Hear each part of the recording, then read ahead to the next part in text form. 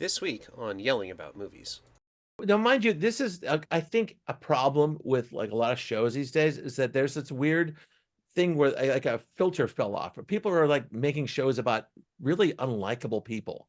All of Like Succession. Succession, exactly, comes to mind. I will not watch And it Succession. sounds like this thing, and this goes back to what you're talking about. But this show doesn't like its characters But no, either. but I then can tell. you talk about Safdie. I'm going back to Uncut Gems. Yes. You know, the Yeah. thing is, Which I he was like. able to handle that main character who is unlikable and awful in a lot of ways, in a way that you kind of like admired what he's trying to do. It's weird. I feel like Josh is a mitigating force, because I feel like Benny, and especially from seeing interviews with the two of them, Benny feels like the guy who was very much like, let's make this the worst person ever.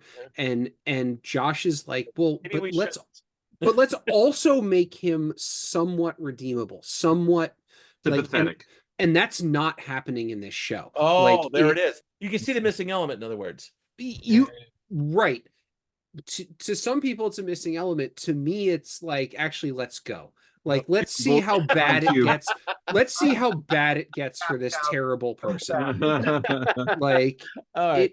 That's the reason I never really got into Succession, is because I never feel like the punishment's enough. And like, I feel like the punishment in this show eventually is enough. Oh, 547. This is the, I think that's the almost clip, I think. enough for me to watch. Like, if you tell me that they're going to end up getting put in pits and eaten to death by ants, I'll watch it.